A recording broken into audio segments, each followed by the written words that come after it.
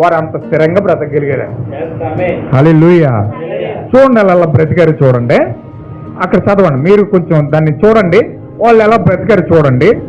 వాళ్ళ బ్రతుకులు బట్టి మన బ్రతుకులు కూడా ఒకసారి సరి చేసుకోవడానికి ప్రయత్నం చేయండి. దేవుడు మిమ్మల్ని అందరినీ కూడా దీవించును గాక. వారు విశ్వాసం ద్వారా రాజ్యములు జయించిరి, నీతి కార్యములు జరిగించిరి, వాగ్దానమును పొందిరి, సింహపు నోళ్లను మూసిరి, అగ్ని బలమును చల్లార్చిరి, ఖడ్గదారులను తప్పించుకొనిరి, బలహీనులుగా ఉండి బలపరచబడిరి, యుద్ధములో పరాక్రమశాలులైరి, అన్యుల సేనలను పారద్రోడిరి, స్త్రీలు మృతులైన తమ వారిని పునరుద్ధారులుగా మరలా పొందిరి. చచ్చిపోయిన కూడా బతికిచ్చేయారండి వాళ్ళ భర్తలని. వాళ్ళ భర్తలు చచ్చిపోతే వాళ్ళ ముంగటేసిన ప్రార్థన చేస్తే చచ్చిపోయిన భర్తలు కూడా లేచిపోరట. ఏమేన్ హల్లెలూయా.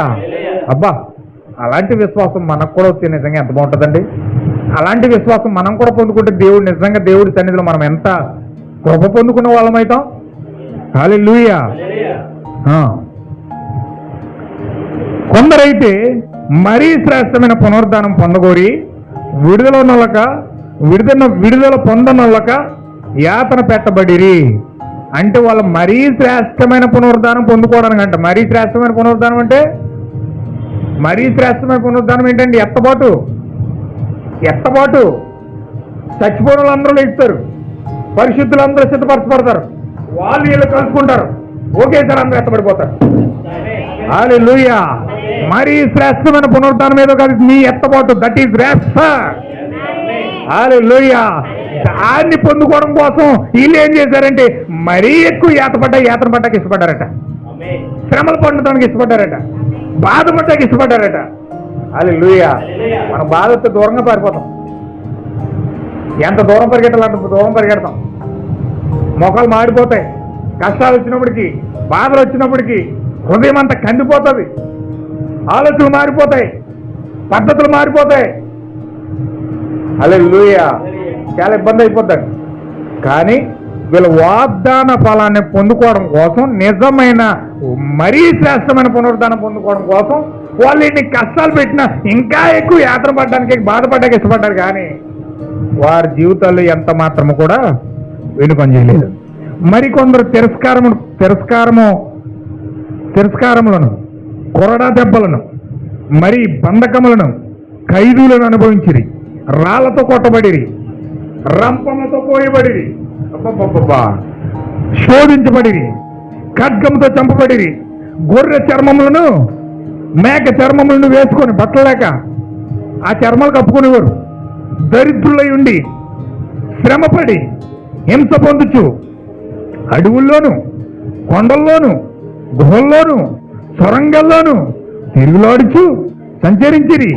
అట్టి వారికి ఈ లోకము యోగ్యమైనది కాదు. వీరందరూ తమ విశ్వాసము ద్వారా సాక్ష్యము పొందిన వారైనను మనము లేకుండా మరీ శ్రేష్టమైన దానిని ఎత్తబాటును ముందుగా సిద్ధపరిచిన కనుక వీరు వాగ్దాన ఫలమును అనుభవించలేకపోయిరి. ఆమేన్. హల్లెలూయా. చూడండి వాళ్ళు ఎన్ని కష్టాలు పడ్డారు. చూడండి ఎందుకని కష్టాలు పడ్డారు. వాళ్ళు డబ్బు లేక, చేతుల్లో తత్తువు లేక, కష్టపడలేక, భార్య బిడ్డలు పోషించలేక వాళ్ళు ఎలా అయిపోయారు అనుకుంటున్నారా? ఏమండి, వాళ్ళకి బలం లేక, డబ్బు లేక, రాజ్యాధికారం లేక, లేకపోతే బలం లేక, మత బలం లేదనా, రాజ్యాధికార బలం లేదనా, స్టామినా లేదనా వాళ్ళు ఎందుకు అలాగ అయిపోయారు? వాళ్ళు ఎందుకు అలా యాత్ర పడుతూ ఉన్నారు? వాళ్ళు ఎందుకు అలా చెప్పబడతా ఉన్నారు? వాళ్ళు ఎందుకు అంత బాధను అనుభవిస్తూ ఉన్నారు?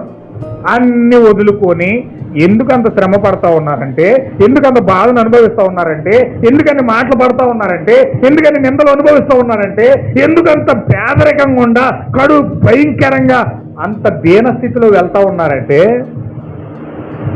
వారు పొందుకోవలసిన మరీ శ్రేష్టమైన పునరుద్ధానాన్ని విశ్వాసము ద్వారా అదృశ్యమైన వాటిని చూసి, ఆమేన్ హల్లెలూయా, అదృశ్యమైన వాటిని వారు చూశారు గనక, అదృశ్యమైన దేశము చూశారు గనక, ఆ పునాదులు గల పట్టణాన్ని చూశారు గనక, ఆ జీవ కిరీటాన్ని వాళ్ళు చూశారు గనక, హల్లెలూయా, వారి కోరికలు చంపుకున్నారు, వారి అవసరాలు చంపుకున్నారు, వారి ఆ యొక్క భయంకరమైన సంతోషాలన్నిటినీ చంపుకున్నారు, ఆ సుఖ దుఃఖాలన్నీ చంపుకున్నారు, ఆ యొక్క శరీర కోరికలన్నీ చంపుకున్నారు. హల్లెలూయా. అవన్నీ చంపుకుని శరీరం యొక్క సుఖ దుఃఖాలన్నీ పక్కన పెట్టి మరీ శ్రేష్టమైన వాగ్దాన ఫలాన్ని అనుభవించాలని వాళ్ళు ఆశపడి విశ్వాసం ద్వారా అన్నిటిని చూశారు కనుక వాటిని వదులుకోవడం ఇష్టం లేక వారు భూ సంబంధమైన వాటిని వదులుకోవడానికి ఇష్టపడ్డారు, కానీ పర సంబంధమైన వాటి కొరకు ప్రాణమైన అర్పించడానికి వారు సిద్ధపడ్డారు. హల్లెలూయా. నిజంగా ఈ మధ్యాహ్న కాల సమయంలో నిజంగా అలాంటి వాళ్ళ లాంటి ఆశ, కోరిక, దృక్పథం మీలో గనక దాహం గనక పుడితే ఆ యొక్క విశ్వాసం ద్వారా అదృశ్యమైన వాటిని, అదృశ్యమైన దేశాన్ని, అదృశ్యమైన జీవ కిరీటాన్ని, అదృశ్యమైన సంతోషాన్ని, అదృశ్యమైన యొక్క వాక్యపు గుణారాన్ని మీరు గనక చూస్తే వాళ్ళు ఎలాగైతే సమర్పించుకున్న దేవుని యందు భయభక్తులు కలిగి బ్రతికారో అలాగే ఈరోజు మీరు కూడా బ్రతుకుతారు. హల్లెలూయా. అంత కష్టపడి బాధపడి ఇబ్బందులు పడి కష్ట దుఃఖాలని పక్కన పెట్టి ఇల్లులు పక్కనెట్టి, స్థలాల పక్కనెట్టి, భూములు పక్కనెట్టి, బంగారాల పక్కనెట్టి, రాజ్యాధారికల పక్కనెట్టి అన్ని శ్రమలు పడి కొరడ దెబ్బలు తిని బందీలుగా మారి రకరకాల రంపాలతో కోయబడి ఇబ్బందులు పడినా గాని ఆ వాగ్దాన దేశంలోకి ఇప్పుడు ఇంకా ప్రవేశపెట్టబడలేదట. ఏ వాగ్దాన దేశంలోకి? ఏ వాగ్దాన దేశంలోకి? ఏమండి కోరుకున్నారు కదా, మర్చిపోరు అప్పుడే. ఏ వాగ్దాన దేశంలో అడుగు పెట్టలేదు? సియోపని అనే శరీరంలోకి ఇంకా అడుగు పెట్టలేదు. హల్లెలూయా. సియోపని అనే వాక్యపు దేహంలోనికి అడుగు పెట్టలేదని వాళ్ళు. హల్లెలూయా. ఇంత కష్టపడ్డారు అబ్రహాము, ఇస్సాకు, యాకోబు, మోషే. ఎంత అద్భుతంగా వారి కోసం చెప్పుకుంటున్నామో, ఎంత అద్భుతంగా వారి కోసం వివరించుకుంటా ఉన్నామో, కానీ ఇంకనూ వాళ్ళు సియోపని పొందుకోలేదు. హల్లెలూయా. అబ్రహాము పునాదులు గల పట్టణం వైపు చూస్తూనే ఉన్నాడు కానీ ఇంకా పొందుకోలేదు. యోబు చెప్తున్నాడు, నేను చనిపోయినా, సమాధి చేయబడినా, నా శరీరం పురుగులు తినేసినా, నా శరీరం చీకిపోయినా, నా యొక్క శరీరంలో నేను వేరొక శరీరంలో నా దేవుణ్ణి చూస్తాను అన్నాడు కానీ ఇంకా పొందుకోలేదు. హల్లెలూయా. ఎంతమందికి అర్థమైంది మాట అండి? వాళ్ళు మోషే, యాకోబు, యోసేపు, దావీదు, అబ్రహాము, యెషయా, ఇర్మియా, యెహెజ్కేలు వీళ్ళందరూ కూడా బైబిల్లో భక్తులందరూ కూడా పేర్లు ఎక్కారు కానీ వాగ్దాన దేశంలోనికి ఇంకనూ అడుగు పెట్టలేదు వాళ్ళు. దేవుడు ఏం చెప్తున్నాడంటే ఇక్కడ చూడండి ఒకసారి, మనం అందరూ చదువుదాం ఒకసారి, చదవండి ఒకసారి. 40వ వచనం.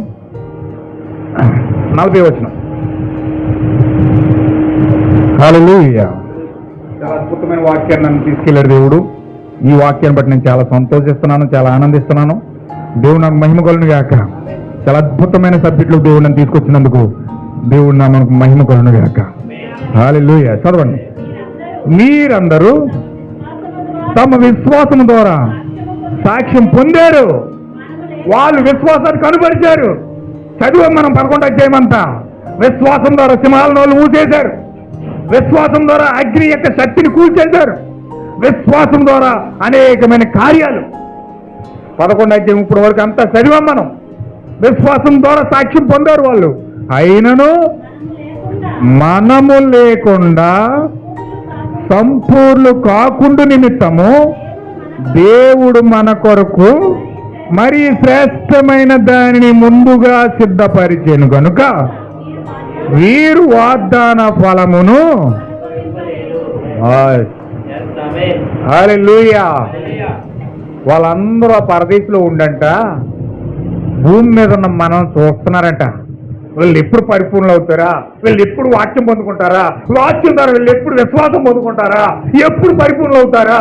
ఎప్పుడు వాక్య శరీరం పొందుకుంటారా?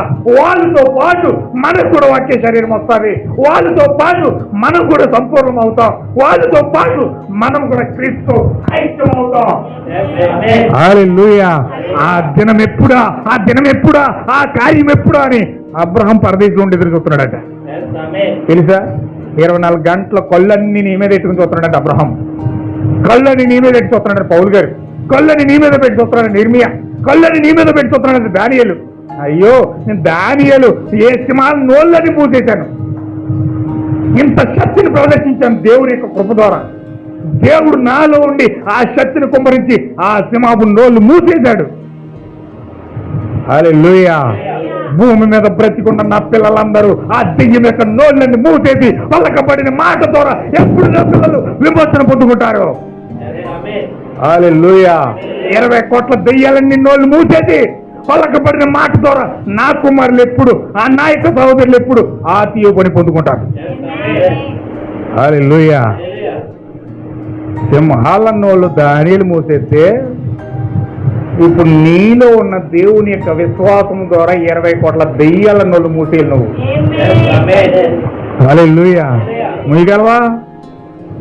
దెయ్యాల నోళ్ళు నువ్వు మూస్తావా, నీ నోరు దెయ్యం మూసేద్దా? హల్లెలూయా. నీ నోరు కనుక దెయ్యం మూసేస్తే ఓ ఏ ఆమెను చెప్పలేవు, వాక్యంతో ఏకీభవించలేవు, ఓ ప్రార్థన చేయలేవు, ఓ సావాసం చేయలేవు, దేవుని కొరకు వేచి చూడలేవు, దేవుని కొరకు ప్రార్థించలేవు, దేవునితో సావాసం చేయలేవు. దెయ్యం నీ నోరు మూసేస్తే, దెయ్యం నీ హృదయం మూసేస్తే. హల్లెలూయా. దేవుని నామమునకు మహిమ కలుగును గాక.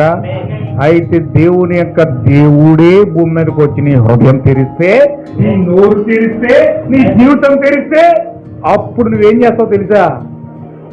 20 కోట్ల దెయ్యాల నోళ్ళు మూసేసి దానియేలు సింహాల నోళ్ళు మూసేసినట్టు నువ్వు 20 కోట్ల దెయ్యాలు మూసేసి నువ్వేం చేస్తావు తెలుసా? నీ నోరు తెరుస్తావు. హల్లెలూయా. దేవుడు చెప్తున్నాడు, నా కుమారుడా నీ నోరు తెరువు.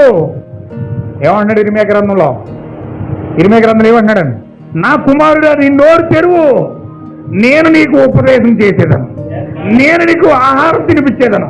పక్షిరాజు తన పిల్లకు ఆహారము ఏ విధంగా తినిపిస్తుందో నేను కూడా నీ నోటిలోనికి వాక్యము తినిపిస్తాను. హల్లెలూయా. నీ నోరు తెరిస్తే, నోరు మూసేస్తే, దెయ్యం నీ నోరు మూసేస్తే, హల్లెలూయా, దానియేలు వలె నువ్వు శక్తి పొందుకుంటే దెయ్యం నోరు మోస్తావు, లేకపోతే దెయ్యం నీ నోరు మూసేది జాగ్రత్త. హల్లెలూయా. దేవుని నాకు మహిమ కలుగును గాక. వీళ్ళందరూ కూడా సాక్ష్యం పొందారట, వీళ్ళందరూ అద్భుతమైన సాక్ష్యాలు పొందుకున్నారు. చూడండి, అగ్ని 7 ఎంతలు పెరిగిపోయినది ఆ షడ్రక్ మేషక్ అబేద్నెగోల భయం వల్ల.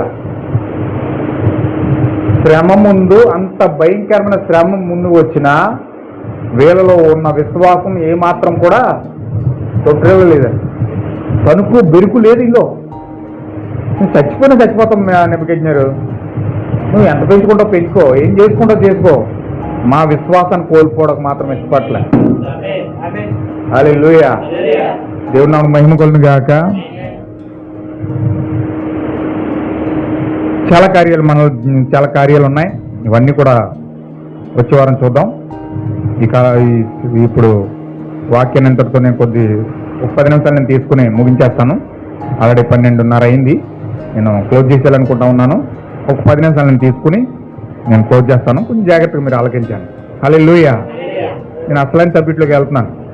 వాళ్ళు ఎందుకు సంపూర్ణం అవ్వలేదు, అట్లా ఇప్పుడు సంపూర్ణత ఏంటి, మన కోసం వాళ్ళు ఎందుకు ఎదురు చూస్తున్నారు, అసలు జరగవలసిన కార్యం ఏంటి? హల్లెలూయా. ఇవన్నీ కూడా మనం ఒక్కొక్కటిగా మనం చూసుకున్నప్పుడు మన జీవితంలో ఖచ్చితంగా అనేకమైన మేలులు పొందుకోవడానికి దేవుడు మనకు అవకాశం ఇస్తా ఉన్నాడు. ఆమేన్. హల్లెలూయా. చూడండి, మనం చూసేది ఏంటంటే లాస్ట్ వీక్ మనం చూసాం. ఏం చూసాం? మన సబ్జెక్ట్ ఏంటండి? మన సబ్జెక్ట్ ఏంటండి? మర్చిపోయారు. 2వ పునరుద్ధానం, సెకండ్ రిజరెక్షన్. దేవుడు ఎందుకు సెకండ్ రిజరెక్షన్ పెట్టాడంటే, మొదటి పునరుద్ధానంలో మనం చదివాం కొలసీ పత్రికలో, మొదటి పునరుద్ధానం ద్వారా దేవుడు పాపక్షమాపణ ఇస్తే, 2వ పునరుద్ధానం ద్వారా దేవుడు మనకి ఏమి ఇస్తున్నాడండి? విమోచన ఇస్తా ఉన్నాడు. విమోచన అనగా వాక్య శరీరం ఇస్తా ఉన్నాడు. అనగా రిజరెక్షన్ అనగా మన యొక్క పోగొట్టుకున్న దానిని తిరిగి పొందుకోవడం అయినది. హల్లెలూయా. విమోచన అంటే అర్థం ఏంటండి? పోగొట్టుకున్న దానిని పొందుకోవడం. నేను లాస్ట్ వీక్ చెప్పాను, ఈ బాటిల్ ఇప్పుడు ఇక్కడ పడిపోయింది, కింద పడిపోయింది, ఇలాగా ఈ బాటిల్ కింద పడిపోయింది. ఇప్పుడు దీని స్థానంలో ఇంకో బాటిల్ తీసుకొచ్చి నేను ఇక్కడ పెట్టడానికి ప్రయత్నం చేయట్లే. దేవుడు అలా ప్రయత్నం చేయట్లేదు. నా బాటిల్ పడిపోయింది కదని దాన్ని పక్కన వేసి ఇంకో బాటిల్ పట్టుకొచ్చి, ఇది బాగుంది కదని పట్టుకొచ్చి ఇంకో బాటిల్ ఇక్కడ పెట్టేయడానికి ప్రయత్నం చేయట్లేదు దేవుడు. దేవుడు ఏం చేస్తున్నాడంటే ఈ బాటిల్ని ఉపయోగించుకోవట్లేదు. అంటే ఒకటి పడిపోడు కదా అని చెప్పి ఆయన పక్కనెట్టేసి ఇంకొకరి దగ్గరికి వెళ్ళిపోవట్లేదు దేవుడు. ఒక మనిషి పడిపోడు కానీ ఆ మనిషిని పక్కనెట్టేసి ఇంకొకరి దగ్గరికి వెళ్ళిపోవట్లేదు. దేవుడు అలాంటి కాదండి. మనుషులైతే అవసరం అనేది చెప్పి చురుగా తిరుగుతారు, అవసరం తిరిగిపోక మారిపోతారు, ఇంకొకరి దగ్గరికి వెళ్ళిపోతారు. ఎక్కడ అవసరం ఉందో అవసరం బట్టి వెళ్ళిపోతారు. హల్లెలూయా. మనుషులు వెళ్ళిపోతారు అలాగా, అవకాశాలు బట్టి అవసరాలు బట్టి మారిపోతూ ఉంటారు. అవసరం ఉందని చెప్పి ఇక్కడ ఉంటారు, అవసరం తీరిపోతే మారిపోతారు. దేవుడు అలా అవసరాలు తీసుకునేవాడు కాదు. ఒకవేళ అతను పడిపోయాడంటే అతని స్థానంలో ఇంకొకటి తీసుకొచ్చి అక్కడ పెట్టేయట్లే. దేవుడు అలాంటి దేవుడు కాదండి. హల్లెలూయా.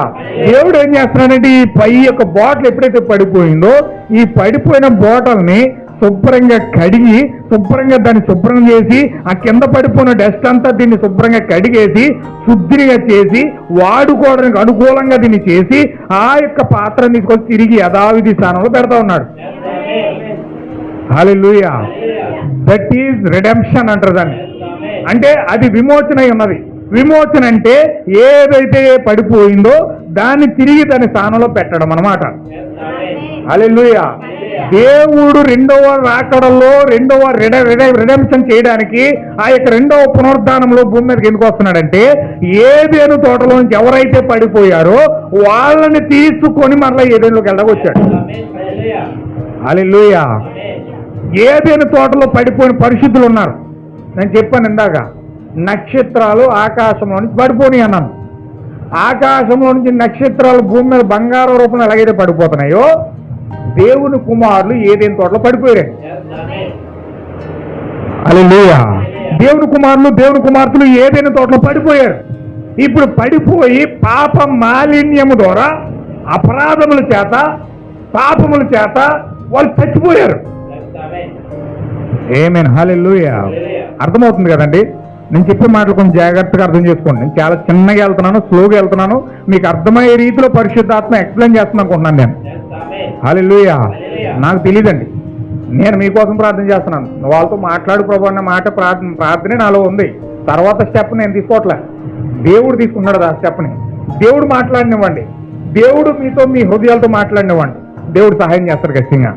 ఇప్పుడు విమోచన అంటే అర్థం ఏంటంటే ఏదేను తోటలో నుంచి ఎవరైతే పడిపోయారో వారిని తిరిగి దేవుడు ఏదేనులో తీసుకెళ్ళడానికి వచ్చాడు. రెండవ పునరుద్ధానం అందుకే జరుగుతుంది. హల్లెలూయా. ఇప్పుడు ఏదేను తోటలో నువ్వు వెళ్ళాలి. నువ్వు ఏదేను తోటలో పడిపోతే నేను ఏదేను తోటలో పెడతాడు దేవుడు. ఏదేను తోటలో నుంచి కాకుండా పాతాళంలో నుంచి కొంతమంది వచ్చారు. వాళ్ళు ఏదేంటో నేను పడిపోలేదు, వాళ్ళు పాతాళం నుంచి వచ్చారు. ఎందుకు పాతాళం నుంచి వచ్చారంటే మీకు ఒక వాక్యం చెబుతాను. ఆ పాతాళం వాళ్ళు ఎందుకు వచ్చారో మీకు అర్థమవుతుంది. చూడండి ఒకసారి యోధా పత్రిక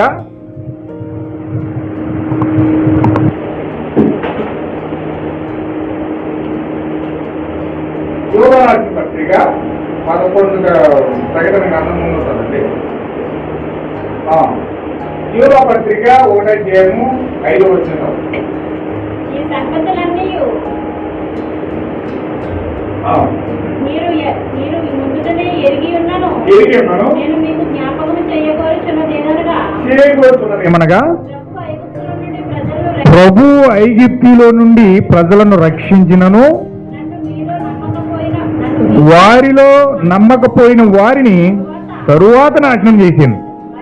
మరియు తమ ప్రధానత్వమును నిలుపుకొనక తమ నివాస స్థలమును విడిచిన దేవదూతలను మహాదినమును జరుగు తీర్పు వరకు కటిక చీకటిలో నిత్య పాశముతో ఆయన బంధించి భద్రము చేసెను.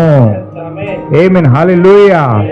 లూసిఫర్ యొక్క దూతలు 20 కోట్ల దేవదూతలు దెయ్యాలుగా మారిపోయి పరలోక రాజ్యంలో మొట్టమొదటి ఆది కాండంలో జరిగిన ప్రభావం బట్టి యుద్ధాన్ని బట్టి వాళ్ళు ఏం చేశారంటే భూమి మీద కటిక పిలాము అనే ఒక ప్రాంతంలో పాతాళంలో వారిని బంధించాడు దేవుడు. ఎవరినండి? ఎవరిని? లూసిఫర్ని, లూసిఫర్ యొక్క దూతల్ని. లూసిఫర్ యొక్క దూతలు 20 కోట్ల దూతలు ఉన్నాయి. ఆ 20 కోట్ల దూతలు 20 కోట్ల దెయ్యాల కింద మారిపోయినవి. అవి పాతాళంలో దేవుని దూత అయిన మిఖాయేలుతో యుద్ధం చేశారు వాళ్ళు. లూసిఫరు దేవుని దూత అయిన మిఖాయేలుతో యుద్ధం చేసి మిఖాయేలు చేతిలో లూసిఫర్ ఓడిపోయాడు. ఆమేన్, హల్లెలూయా. లూసిఫర్ మిఖాయేలు చేతిలో లూసిఫర్ ఓడిపోయాడు. లూసిఫర్ దూతలు కూడా ఓడిపోయినాయి. ఓడిపోయిన వారు పరలోక రాజ్యంలో ఉండడానికి వీలు లేదు కాబట్టి వారు పాతాళంలో కటిక బిలాములో దేవుడు వారిని తీసుకెళ్లి బంధించేశాడు. వాళ్ళు ఎక్కడున్నారండి? పరలోకంలో ఆదాము అవ్వలు సృష్టించబడక ముందే వీళ్ళ భూమి మీదకు త్రోసివేయబడి పాతాళంలో కటిక బిలాములో బంధించబడ్డారు వాళ్ళు. హల్లెలూయా. అయితే దేవుడు ఏం చేశాడంటే వాళ్ళని కటిక బిలంలో బంధించిన తర్వాత భూమిని, నిరాకారంగా ఉన్న భూమిని చక్కగా వేరు చేసి, చీకటిని వెలుగును వేరు చేసి, భూమి మీద చెట్లు చేమలన్నీ సృష్టించి, జంతువులు సృష్టించి, అన్ని సృష్టించిన తర్వాత 6వ దినాన్న ఆదాముని అవ్వని చేశాడు. హల్లెలూయా. ఆదాము అవ్వని సృష్టించిన తర్వాత ఏదైనా తోటలో పెట్టారు. ఏదైనా తోటలో చక్కగా బ్రతుకుతూ ఉన్నారు. ఏదైనా తోటలో ఆదాము అవ్వ చక్కగా దేవునితో సహవాసం చేస్తా ఉన్నారు. ఆదాము సృష్టించాడంటే ఆదాము లోపల నువ్వు నేను కూడా ఉన్నావు. హల్లెలూయా. ఎగ్జాంపుల్ మీకు ఒక విషయం చెప్తాను. ఒక ఒడ్ల గింజ ఉంటుంది. ఒక ఒడ్ల గింజ ఆకుమడి వేసి భూమిలో పాతాడు. భూమిలో పాతినప్పుడు ఆ ఒడ్ల గింజ మెల్లగా మొలిచి అదేం చేస్తుందండి? పెద్ద వెన్ను కింద మారుతుంది. పెద్ద వెన్ను కింద వేసి ఆ వెన్నంతా కూడా ఒడ్ల గింజలు వచ్చేస్తాయి. అవునండి? ఒడ్ల గింజలు వస్తాయా? మాట్లాడండి. ఒడ్ల గింజలు వస్తాయా? ఒక్క ఒడ్ల గింజ పాతే ఇన్ని ఒడ్ల గింజలు ఎక్కడున్నాయి? అంటే ఈ యొక్క 40, 50, 100 ఒడ్ల గింజలన్నీ కూడా ఈ ఒక్క ఒడ్ల గింజలోనే ఉన్నాయి. అవి ఎప్పుడైతే భూమిలో పెట్టబడి ఫలించి అది ఎప్పుడైతే మొక్కగా వచ్చిందో, ఆ వెన్నులో ఎప్పుడైతే తయారైందో, ఆ పిప్పొడి, ఫలము, కాండము అన్ని తయారైనయో అప్పుడు అది ఏం చేసిందంటే చెట్టుగా మారిందో, అది ఫలించి చక్కగా వెన్నులో ఆ విత్తనాలన్నీ వచ్చేసినాయి. హల్లెలూయా. చూడండి, ఒక్క మావు ట్యాంక్ పాతారు. మావు ట్యాంక్ ఒకటే వేస్తారు. ఆ చెట్టు వేసింది. ఆ చెట్టు అలా పెద్దది అయింది. ఆ చెట్టు నిండా కొన్ని వేల కాయలు కాస్తాయి. అవునండి, కొన్ని వేల కాయలు కాస్తుంది. అంటే ఒక్క టెంక పాతే కొన్ని వేల టెంకలు వచ్చినాయి. అంటే అంతకుముందు టెంకలన్నీ ఎక్కడున్నాయి? ఎక్కడున్నాయండి? ఆ టెంకలోనే ఉన్నాయి. ఆ టెంక ఎప్పుడైతే భూమిలో పెట్టబడిందో అది చక్కగా చనిపోయి కుళ్ళిపోయి అందులో నుంచి కొత్త మొక్క వచ్చిందో ఆ టెంక ఫలించి మొక్క వచ్చి కొన్ని వేల టెంకలు తీసుకొచ్చింది. హల్లెలూయా. వేణుగారు ఉన్నారు. వేణుగారు చిన్నప్పుడు వాళ్ళ అబ్బాయిలో ఉన్నాడు. వాళ్ళ అబ్బాయిలో పెరుగుతున్నప్పుడు చక్కగా పెరిగాడు. ఆయన పెళ్ళి అవ్వలేదు, ఆయనకు భార్య రాలేదు, ఏం జరగలే. కానీ ఆయన పుట్టినప్పుడే వేణు యొక్క కుమారుడు జ్ఞానేష్ ఎక్కడున్నాడండి? వేణులోనే ఉన్నాడు. బీజ కణముగా వేణులోనే ఉన్నాడు. ఆ యొక్క పిల్లోడు ఎప్పుడు వచ్చాడంటే మ్యారేజ్ అయ్యి భార్య వచ్చిన తర్వాత అక్కడ ఆ కుమారుడు బయటకు వచ్చాడు. హల్లెలూయా. ఇప్పుడు వాడు బాగానే ఉన్నాడు. బాగా చిన్న పిల్లోడు. వాడు పుట్టి పెరుగుతాడు, పెళ్ళి అవుతుంది, భార్య వస్తుంది, అతనికే పిల్లలు పుడతారు. ఇప్పుడు ఆ పిల్లలు ఎక్కడున్నారండి? ఆ జ్ఞానేశ్లోనే ఉన్నాడు. కనపడతలేదు పిల్లోడు. ఆడికి పిల్లలు ఉన్నారు. ఆ చిన్న కుమారుడు కూడా పిల్లలు ఉన్నారు, కానీ కనపడదు. ఎక్కడున్నారు వాళ్ళునే ఉన్నారు. ఎప్పుడు కనపడతారు? పెళ్ళి అయ్యి భార్య వచ్చిన తర్వాత అప్పుడు ఆ యొక్క ఫలం అనేది కనపడుతుంది. హల్లెలూయా. అర్థమైందని నేను చెప్పేదండి. అలాగే దేవుని యొక్క ఏమైంది?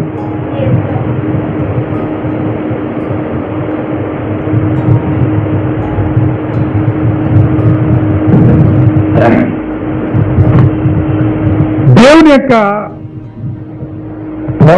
ఏదైనా తోటలో ఆదాములో మనం అందరం కూడా ఉన్నాం. దాన్నే ముందు నిర్ణయం అంటారు. కొన్ని విషయాలు చెప్తాను, మీరు జాగ్రత్తగా మీరు తర్వాత టేప్ వినండి, తర్వాత వాక్యం వినండి, తర్వాత యొక్క యూట్యూబ్లో మెసేజ్ వినండి, రికార్డ్ చేస్తున్నాను కాబట్టి. ఇప్పుడు మీరు అన్నీ వినలేరు, మీకు అన్నీ అర్థం కావు. వింటా ఉంటే కొన్ని విషయాలు మీకు బైబిల్లో తేటతలం అవుతాయి. మీ బైబిల్ చదివి వాక్యం వింటా ఉంటే ఇంకా ఎక్కువ రెవల్యూషన్ వస్తూ ఉంటుంది. హల్లెలూయా. సో బైబిల్లో అబ్రహాం ఉన్నాడు. అబ్రహాం దశంభాగం ఇచ్చాడండి. అబ్రహాం ఏమిచ్చాడండి? దేవునికి దశంభాగం ఇచ్చాడు. తన యొక్క సంపాదించిన సంపాదనలో అన్నింటిలో కూడా అబ్రహాముకి అలవాటు ఏంటంటే దశంభాగం ఇచ్చేవాడు. ఆ దశంభాగం ఇచ్చినప్పుడు దేవుడు చెప్తాడండి, దశంభాగం అంట అబ్రహాముతో పాటు లేవి కూడా దశంభాగం అర్పించాడు. ఏమీన్ హల్లెలూయా. అబ్రహాముతో పాటు లేవి కూడా దశంభాగం అర్పించాడంట. లేవి ఎవరు? లేవి ఎవరంటే అబ్రహాములోని ఇస్సాకు వచ్చాడు, ఇస్సాకులోని యాకోబు వచ్చాడు, యాకోబులోని 12 మంది గోత్రాలు వచ్చినాయి, 12 మంది పిల్లలు పుట్టారు. ఆ 12లో 7వ వాడు లేవి. ఆయన పేరు లేవి. అంటే తాత ముత్తాత అనమాట. ఎవరు? అబ్రహాము ముత్తాత. ఈ లేవి పుట్టినాడు, ముత్తాత చచ్చిపోయాడు, లేడు. అబ్రహాం చనిపోయాడు అప్పటికే. ఎవరు పుట్టినాడు? లేవి పుట్టినప్పటికి. కానీ బైబిల్లో ఏమి రాశాడంటే అబ్రహాము దశంభాగం అర్పించినప్పుడు దేవునికి యాజకత్వం చేస్తూ దశంభాగం అర్పించినప్పుడు లేవి కూడా అబ్రహాముతో దశంభాగం అర్పించాడు అని ఉంది. అంటే ఎలాగ అర్పించాడు? అతను ముత్తాత అయినప్పటికీ లేవి ఎక్కడి నుంచి బయలుదేరాడంటే అబ్రహాంలో నుంచే బయలుదేరాడు. అబ్రహాంలో ఉన్న బీజం ఇస్సాకులోకి వచ్చింది, ఇస్సాకులో ఉన్న బీజం యాకోబులోకి వచ్చింది, యాకోబులో ఉన్న బీజం లేవీలోకి వచ్చింది. హల్లెలూయా. అంటే మన తాత ముత్తాతల దగ్గరికి వెళ్తే మన ముత్తాత ఎవరంటే ఏదైనా తోటలో ఆదామై ఉన్నాడు. హల్లెలూయా. అది ప్రీ డెస్టినేషన్ అంటారు అనమాట. అంటే ముందు నిర్ణయము. దేవుడు ముందుగా నిర్ణయించి విత్తనములో అనేక విత్తనాలు పెట్టాడు దేవుడు. ఒక విత్తనంలో అనేక విత్తనాలు ఉన్నాయి. ఇప్పుడు అనేక విత్తనాలు బయటికి రావాలంటే ఈ విత్తనం చచ్చిపోవాలి, కూలిపోవాలి. అందుకే యేసుక్రీస్తు మంచి బలమైన మాట మాట్లాడాడు. ఏమని అన్నాడంటే, గోధుమ గింజ భూమిలో పెట్టబడి పాతి పెట్టబడి చచ్చిపోయి కుళ్ళిపోయి బయటకు వస్తేనే కానీ అనేక గోధుమ గింజలు బయటికి రావన్నాడు. గ్రీకులు వచ్చారనమాట యేసుక్రీస్తు దగ్గరికి. వాళ్ళు ఏమొచ్చారని, ఎలా వచ్చారంటే మేము దేవుని చూడాలని వచ్చారు.